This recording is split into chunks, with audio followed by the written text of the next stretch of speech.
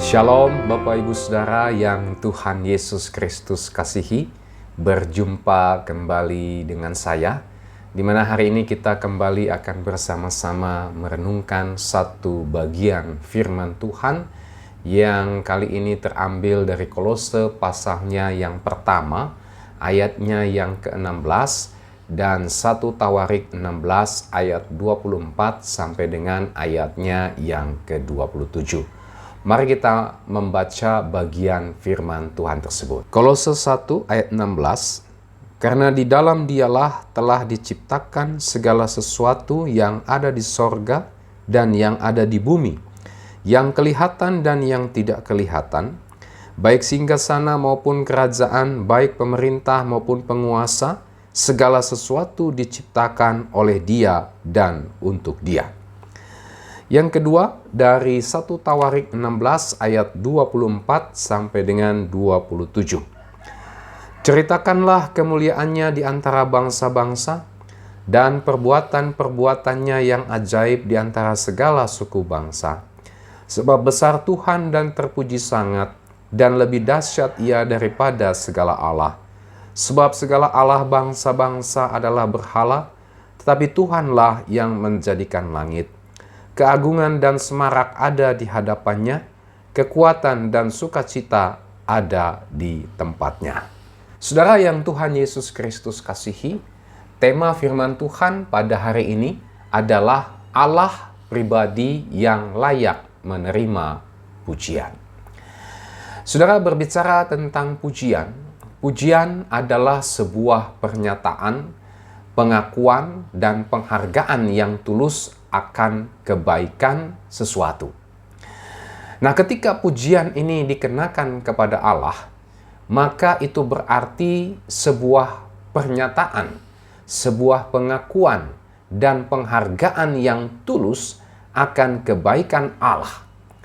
Nah, berdasarkan perikop firman Tuhan ini, kita dapat melihat ada beberapa aspek dari tema kita hari ini, Allah pribadi yang layak menerima pujian.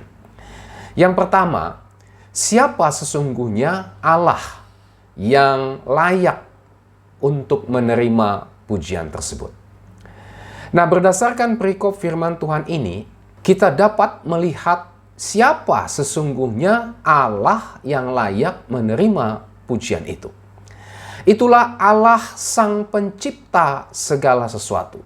1 Tawarik 16 ayat 26b dikatakan, Tuhanlah yang menjadikan langit. Jadi sangat jelas identitas dari Allah yang layak menerima pujian itu, itulah Allah Sang Pencipta. Oleh karena Allah adalah Sang Pencipta segala sesuatu, maka hanya Dialah yang layak untuk dipuji. Di dalam Kolose pasal 1 ayat 16 kita menemukan bahwa Yesus Kristus adalah pencipta. Perhatikan ayat dari Kolose pasal 1 ayat 16 ini. Karena di dalam Dialah, maksudnya Kristus, telah diciptakan segala sesuatu yang ada di sorga dan yang ada di bumi, yang kelihatan dan yang tidak kelihatan, baik singgasana maupun kerajaan, baik pemerintah maupun penguasa, segala sesuatu diciptakan oleh Dia dan untuk Dia. Jika Yesus Kristus adalah pencipta, maka itu berarti Yesus Kristus adalah Allah. Nah, saudara, dengan demikian kita bisa mengambil kesimpulan bahwa oknum yang layak untuk menerima pujian tertinggi itu adalah Allah sendiri, adalah Yesus Kristus. Dia adalah Allah karena Dialah Sang Pencipta segala sesuatu. Tidak ada yang lebih tinggi statusnya dari Sang Pencipta selain Allah sendiri, selain Yesus Kristus sendiri, karena hanya Dia sajalah pencipta segala sesuatu, baik yang ada di sorga maupun yang ada di jagat raya ini. Nah, oleh sebab itu, saudara, kita memang harus mengarahkan pujian kita hanya kepada Allah saja. Siapa Dia? Dia adalah Sang Pencipta. Jadi puji-pujian kita itu harusnya terarah dan diarahkan hanya kepada Allah Sang Pencipta dan bukan justru malah kepada ciptaan, ya. Tak peduli seberapa agung, seberapa mulia, seberapa semaraknya ciptaan tersebut. Karena mengapa? Keagungan, kemuliaan, semarak dari sebuah ciptaan itu tidak bersumber dari dirinya sendiri, tetapi bersumber dari Allah. Selain tidak bersumber dari dirinya sendiri, ya, segala keagungan, kemuliaan, semarak itu sifatnya sementara. Bisa diambil kapanpun jika Allah memang menghendakinya. Nah, oleh sebab itu, saudara, kita harus waspada agar jangan mengarahkan pujian kita kepada siapapun, ya, atau kepada apapun melebihi pujian kita kepada Allah. Ini kita harus berhati-hati. Yang kedua, kita juga harus berhati-hati supaya kita jangan mencari pujian. Maksudnya gila pujian, tergila-gila dengan pujian. Ya, bagaimanapun juga pujian kita itu seharusnya ditujukan hanya kepada Allah, bukan kepada diri sendiri. Kenapa? Karena hanya Allah sajalah yang layak untuk dipuji, karena Dialah pencipta segala sesuatu dan karena segala sesuatu diciptakan oleh Dia dan untuk Dia. Kolose pasal 1 ayat 16. Sangat jelas bahwa semua yang ada pada kita ini diciptakan oleh Dia dan tujuannya hanya untuk Dia. Oleh sebab itu, marilah kita mengarahkan pujian kita itu hanya kepada Dia saja dan bukan kepada diri kita sendiri atau kepada manusia.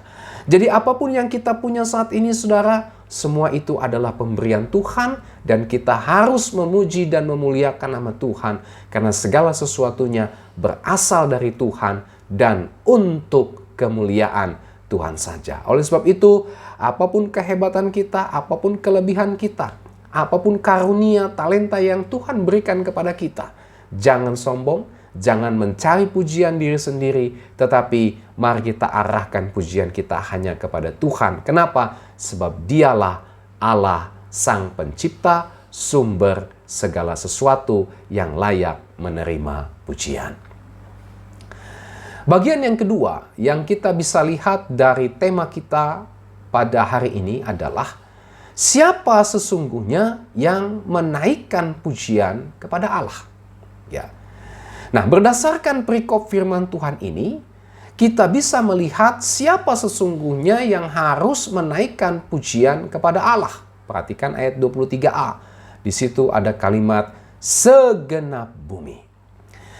Nah, saudara, bumi ini berbicara atau menunjuk kepada seluruh umat manusia.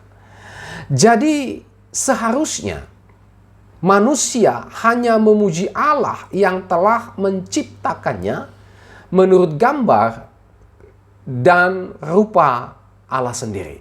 Seharusnya demikian. Tetapi faktanya manusia setelah jatuh ke dalam dosa, manusia memilih untuk memuji dan menyembah Allah lain atau berhala. Manusia malah menyembah Allah lain. Entah itu mungkin kekuatan manusia itu sendiri, entah itu mungkin kedudukan, jabatan, popularitas, kekayaan, kekuasaan, kecerdasan, keahlian, ya, kehebatan, pengalaman, koneksi atau jaringan, pekerjaan, dan sebagainya. Manusia menciptakan Allah lain, manusia menciptakan berhala lain selain Allah itu sendiri. Bahkan saudara, manusia juga menyembah Allah lain atau berhala. Itulah keterlibatan dengan berbagai macam praktek okultisme. Padahal di dalam ayatnya yang ke-25 dari 1 Tawarik 16 ini, kita melihat Allah sebenarnya yang justru lebih dahsyat daripada segala Allah lain. Tetapi manusia lebih mencari Allah yang lain, saudara. Mencari berhala untuk memuaskan apa yang menjadi keinginannya. Sehingga pada akhirnya manusia tidak lagi menyembah Allah yang sesungguhnya yang harus disembah, melainkan justru menyembah berhala atau Allah lain. Nah, saudara yang Tuhan Yesus Kristus kasihi, hanya ketika kita di dalam Kristuslah, maka kita bisa kembali bisa menyembah Allah yang benar itu. Ketika kita masih hidup di dalam dosa, maka kita sebenarnya tidak bisa untuk menyembah Allah yang benar. Kita tidak bisa memuji Allah yang sejati. Yang kita puji apa? Yang kita puji adalah semua apa yang ada pada kita. Entah kehebatan kita, kekuasaan yang kita punya, harta kekayaan kita, prestasi kita, pengalaman kita, bahkan ya kita pun terlibat mempraktekkan kuasa-kuasa okultisme dan bangga dengan mempraktekkan kuasa okultisme itu dan memuji kemampuan dari kuasa okultisme tersebut yang jelas-jelas sebenarnya berasal dari kuasa kegelapan.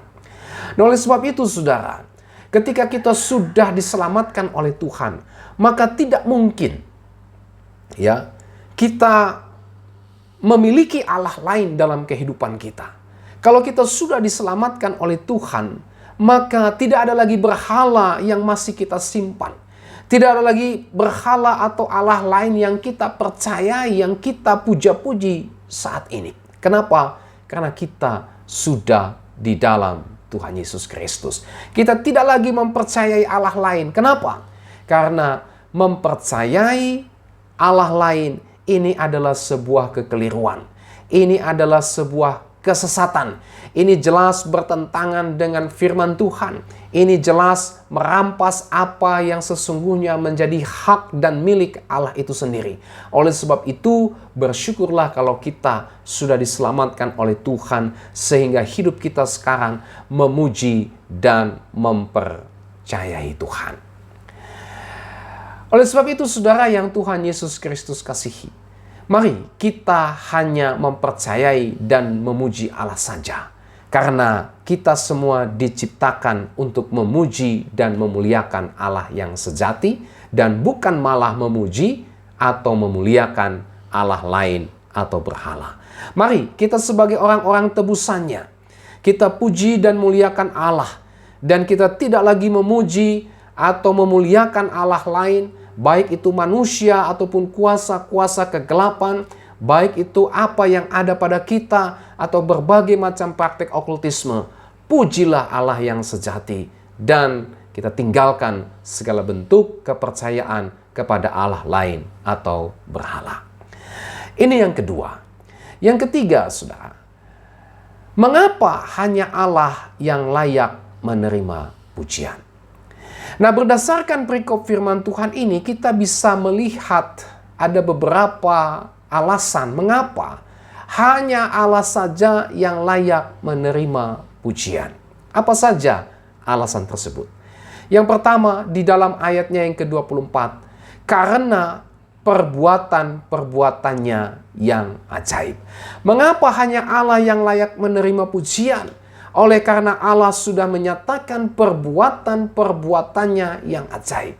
Allah mendemonstrasikan perbuatan-perbuatannya yang ajaib.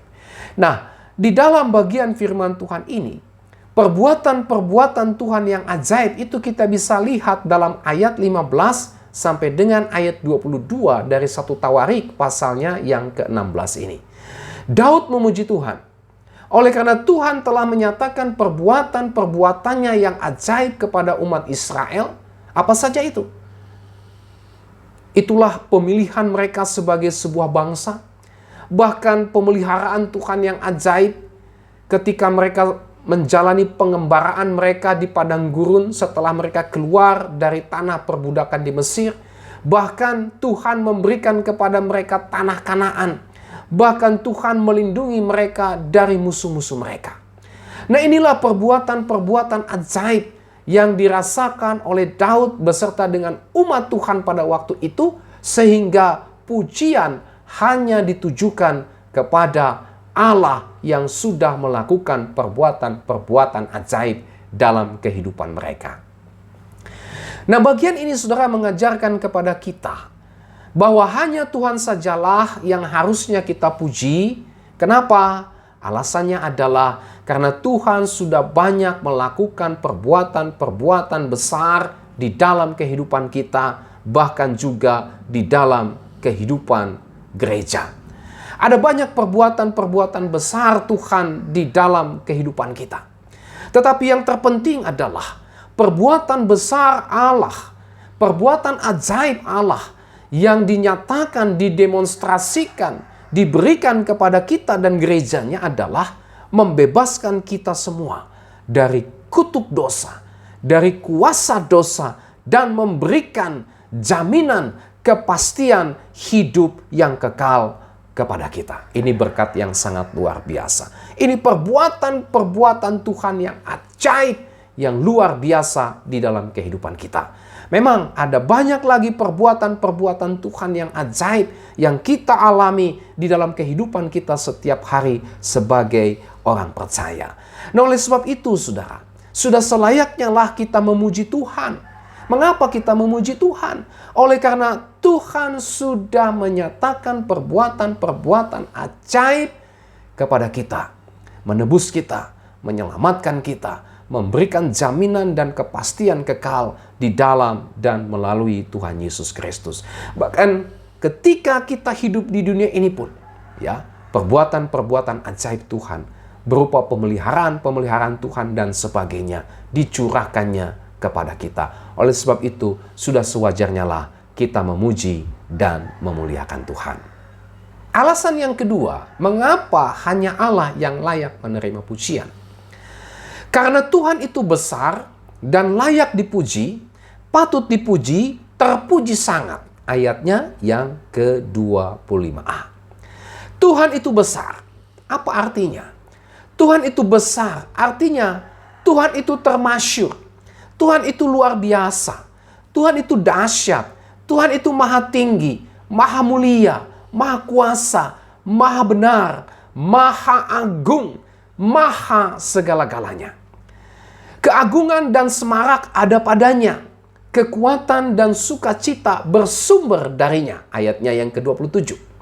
Nah, oleh karena alasan inilah, oleh karena Dia maha segalanya, maka Dia memang layak untuk dipuji, Dia memang patut dipuji, Dia memang harus dipuji, Dia memang harus dimuliakan, Dia memang terpuji sangat. Inilah yang menjadi alasan yang kedua, mengapa kita memuji Allah, atau mengapa hanya Allah yang layak menerima pujian, karena memang Dia adalah Allah yang dipuji. Siapa Dia? Dia Tuhan yang besar, maha segalanya. Saudara, memahami dengan benar siapa Tuhan, ini menolong kita untuk memuji Tuhan dengan benar. Memahami dengan benar siapa Tuhan, ini tidak akan membuat pujian kita berpaling dari Tuhan. Kita hanya memuji dan memuliakan Tuhan saja. Alasan yang ketiga, mengapa hanya Allah yang layak menerima pujian? Ayat 25b sampai dengan ayat 26a. Karena Dia lebih dahsyat dari segala Allah. Ya. Nah, kata atau istilah lebih dahsyat, ya, ini bisa diartikan yang seharusnya dihormati, yang seharusnya ditakuti, yang seharusnya menerima rasa takut, gentar, dan hormat, yang mengatasi segalanya. Allah lebih dahsyat dari segala Allah. Itu berarti Allah sajalah yang seharusnya dihormati. Allah sajalah yang seharusnya ditakuti. Allah sajalah yang seharusnya menerima rasa takut, gentar, dan hormat. Hanya Allah sajalah yang seharusnya dipuji dan dimuliakan, karena Dialah Allah yang mengatasi segala-galanya. Bukan berhala, bukan Allah lain. Ya. Nah, manusia seharusnya memuji Tuhan dan bukan malah mengarahkan pujian, penyembahannya, kepercayaannya kepada Allah lain. Ya. Kenapa? Karena Tuhan adalah Allah yang dahsyat dari segala Allah yang adalah berhala tersebut. Nah, bagaimana mungkin manusia bisa menyembah Allah lain yang sebenarnya bukanlah Allah? Allah lah yang menjadikan manusia beserta semesta ini, dan seharusnya seluruh ciptaan hanya memuji Allah dan bukan Allah yang lain. Kenapa? Dia lebih dahsyat dari segala Allah. Nah, oleh sebab itu, saudara, marilah kita percaya dan memuji Allah yang sejati. Ya, kenapa? Karena Dia adalah Allah yang lebih dahsyat daripada Allah yang lain. Harusnya pujian penyembahan kita arahkan kepada Dia, bukan justru kepada Allah lain. Kita seharusnya hanya memuji dan mempercayai Allah yang benar, dan bukan malah mempercayai Allah-Allah lain yang ada di sekitar kita. Seperti misalnya kita mempercayai atau memuji barang-barang tertentu yang diyakini bisa mendatangkan keberuntungan, ya. Kita melakukan ritual-ritual tertentu yang dipercaya bisa memperoleh keselamatan, terhindar dari musibah, atau kita pergi ke tempat-tempat tertentu yang dipercaya bisa mendatangkan berkah, bisa mendatangkan keselamatan, bisa mendatangkan kesembuhan, bisa mendatangkan keberuntungan, jodoh, kebahagiaan, jabatan, kedudukan, dan sebagainya. Bukan, saudara. Ya, bukan ke sana arah hidup kita. Seharusnya kita terarah kepada Allah. Kenapa? Dia Allah yang besar, Dia dahsyat, melebihi segala sesuatunya. Nah, kalau kita mengimani bahwa Allah lebih dahsyat dari segala Allah, Yesus Kristus lebih dahsyat dari segala Allah, maka sudah tentu kita tidak akan mencari keselamatan, mencari berkah, mencari pertolongan kepada Allah lain yang adalah berhala, kepada Allah lain yang tidak bisa menandingi kedahsyatan Allah yang sejati. Oleh sebab itu, mari puji dan arahkanlah hidup kita. Percayailah hanya Yesus Kristus saja, karena Dia lebih dahsyat dari segala Allah. Alasan yang keempat, mengapa hanya Allah yang layak dipuji? Ayat 27. Karena Allah mulia, agung, penuh kehormatan dan kekuatan serta sukacita. Hanya Allah saja yang mulia, hanya Allah saja yang agung, hanya Allah yang penuh kehormatan dan kekuatan serta sukacita. Semua ada padanya. Ya. Kemuliaan, keagungan, kehormatan, kekuatan, serta sukacita manusia atau ciptaan lain, ini justru bersumber dari Allah sendiri. Ya. Karena sesungguhnya Allah lah pemilik kemuliaan, keagungan, kehormatan, kekuatan, dan sukacita. Oleh sebab itu, saudara yang Tuhan Yesus Kristus kasihi, hentikan mencari kemuliaan dunia ini. Hentikan mencari keagungan dunia ini. Hentikan mencari kehormatan dunia ini. Hentikan bersandar kepada kekuatan manusia ini. Tapi marilah kita menyandarkan seluruh kehidupan kita hanya kepada Allah. Memusatkan pujian penyembahan kita hanya kepada Allah. Kenapa? Karena hanya Allah sajalah yang mulia, yang agung, penuh kehormatan, kekuatan, serta sukacita. Nah, oleh sebab itu juga, janganlah kita mencuri kemuliaan Tuhan dengan cara memuji dan mencari kemuliaan, keagungan, kehormatan, serta kekuasaan bagi diri kita sendiri, ya, melebihi daripada Tuhan. Jangan kita bersandar kepada kemuliaan, keagungan, kehormatan, kekuatan, serta sukacita dunia yang fana ini. Karena semua itu sebenarnya tidak memberikan jaminan dan kepastian. Mari kita mengarahkan hidup kita hanya kepada Allah.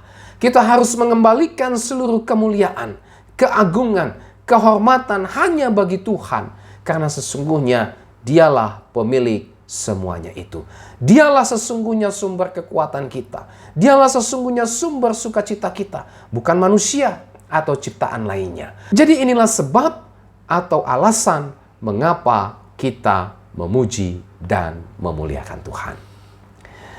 Poin yang keempat dari tema kita pada hari ini berbicara tentang ekspresi yang benar di dalam memuji Allah sebagai pribadi yang layak menerima pujian. Bagaimana sesungguhnya kita mengekspresikan pujian kita kepada Allah? Yang pertama, dalam ayat yang ke-23 dengan nyanyian. Saudara, nyanyian ini menjadi bentuk ekspresi atau komunikasi, sarana komunikasi antara umat kepada Tuhan. Di dalam perikop ini kita melihat bagaimana Daud menyuruh Asaf dan saudara-saudara sepuaknya untuk menyanyikan syukur bagi Tuhan, ayatnya yang ketujuh, yang isinya diuraikan dalam ayat 8 sampai dengan ayat 36. Jadi dari sini kita bisa melihat bahwa ekspresi di dalam memuji Tuhan adalah dengan menyanyikan nyanyian pujian. Ibadah orang Kristen itu berisi dengan nyanyian pujian. Nyanyian yang dinyanyikan dalam setiap peribadatan Kristen ini jelas merupakan sebuah ekspresi dan komunikasi umat dengan Allah dan juga dengan sesama umat. Nah, oleh sebab itu, saudara, bagaimana kita mengekspresikan pujian kita kepada Tuhan? Salah satunya adalah dengan menyanyikan lagu-lagu pujian kepada Tuhan. Yang kedua, bagaimana kita mengekspresikan pujian kita kepada Allah? Itulah dengan bersaksi menceritakannya kepada orang lain. Ayatnya yang ke-24. Di dalam perikop ini kita melihat adanya sebuah ajakan, adanya sebuah perintah untuk menceritakan kemuliaan Tuhan di antara bangsa-bangsa dengan sebuah tujuan, yaitu supaya bangsa-bangsa pada akhirnya mengenal Allah yang benar dan kemudian mereka percaya kepadanya serta meninggalkan berhala-berhala mereka yang sebenarnya bukanlah Allah. Nah, di dalam bagian ini, saudara, kita belajar bahwa ekspresi dari memuji Tuhan salah satunya adalah dengan bersaksi, menceritakan perbuatan Tuhan yang ajaib kepada semua orang. Supaya apa? Supaya mereka semua bisa mengenal Allah dengan benar dan percaya kepadanya dan tidak lagi percaya kepada Allah-Allah lain yang adalah berhala. Nah, dengan menceritakan perbuatan Tuhan yang ajaib kepada banyak orang, sebenarnya kita juga sedang memuji dan memuliakan Tuhan. Saudara yang Tuhan Yesus berkati, inilah 4 hal yang kita bisa lihat dari renungan firman Tuhan hari ini yang berjudul Allah sebagai pribadi yang layak untuk menerima pujian. Apa aplikasinya bagi kita? Aplikasinya bagi kita yang pertama adalah, mari kita memuji Tuhan dengan tulus, dengan benar, dengan penuh sukacita, serta dengan penuh ungkapan syukur. Kenapa? Karena Tuhan adalah Allah yang harus dipuji dan ditinggikan. Yang kedua, saudara, mari kita waspada supaya kita tidak gila pujian atau tergila-gila dengan pujian atau haus pujian, sehingga bukan Tuhan lagi yang dipuji, tetapi justru malah diri kita sendiri. Dan ini merupakan sebuah bentuk penyembahan berhala atau ilah lain. Oleh sebab itu, waspada. Jangan sampai kita gila pujian, jangan sampai kita tergila-gila dengan pujian, jangan sampai kita haus pujian. Pujian hanya kita arahkan, hanya kita tujukan kepada Allah saja. Yang ketiga, mari kita memuji Tuhan karena kita sudah mengalami perbuatan-perbuatan Tuhan yang ajaib. Secara khusus telah mengalami keselamatan kekal di dalam Yesus Kristus. Kita sekarang sudah menjadi milik Allah, hidup dalam persekutuan dengan Allah, maka hidup kita adalah hidup yang terus-menerus memuji dan memuliakan Allah. Dan yang keempat, aplikasinya bagi kita adalah mari kita bersaksi. Mari kita bersaksi menceritakan perbuatan-perbuatan Tuhan yang ajaib kepada kita. Entah dalam bentuk nyanyian maupun juga dalam bentuk pemberitaan kita. Supaya banyak orang pada akhirnya mengenal Allah yang benar dan percaya kepada Yesus Kristus serta berpaling dari berhala-berhala. Sampai kita berjumpa kembali. Tuhan Yesus memberkati saudara dan shalom.